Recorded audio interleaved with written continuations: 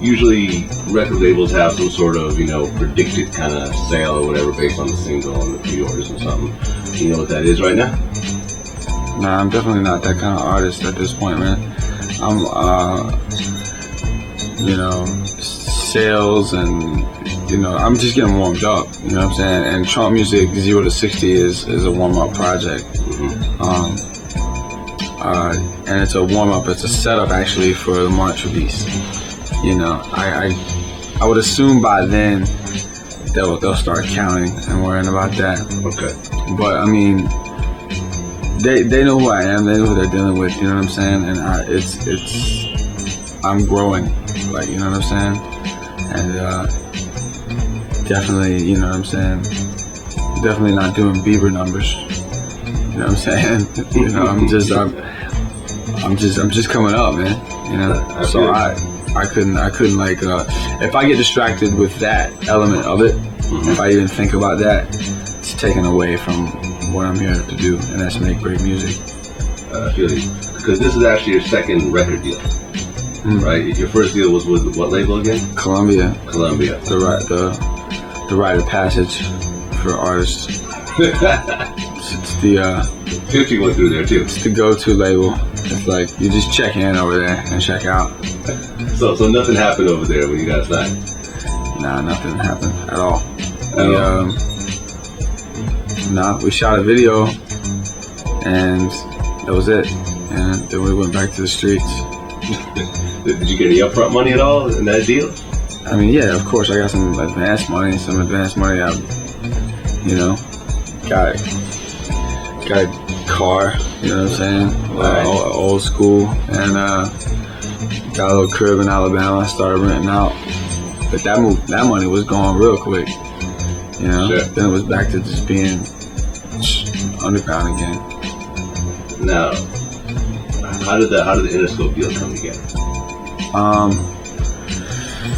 Basically, what we did Trump Music, and we put out Pop the Trump, and we did a video for Pop the Trump, and it started making traction. So we started doing a lot of shows, and we did South by Southwest, which was a music festival in Texas, and the turning point really was the Fader Fort stage. And after that, we did 9 shows in 4 days, and we flew from Texas to LA. Actually, we flew from Texas to Atlanta and then to LA, but all in one day. We actually got off stage, went to the hotel, packed our bag in the middle of the night, got on a plane in Texas. We flew out to Atlanta, and we were in LA that morning to meet with Jimmy and Luke Wood. And thanks to Todd coming out and scouting and bringing it back to them, we got a deal with Interscope, So now we're like 8 months deep, I think, close to it. I had heard that there are other labels that were interested in you at the time. I heard that you had met up with Def Jam and L.A. Reid. Yep, met with L.A. Reid. That was supposed to be going down, you know what I'm saying? But it's just,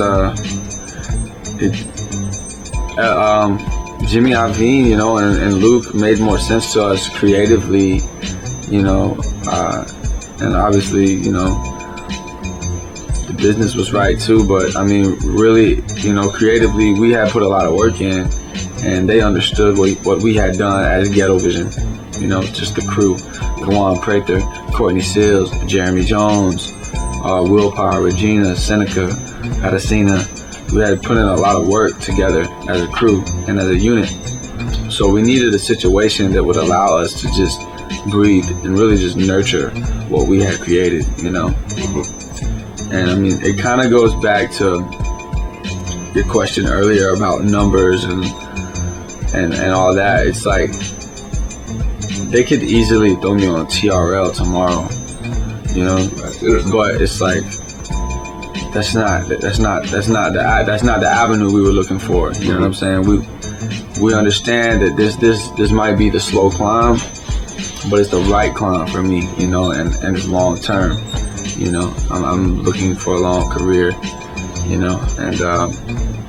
I definitely, I want huge singles, but I don't want to be a single driven artist. You know what I'm saying? I want great albums and classics. You know.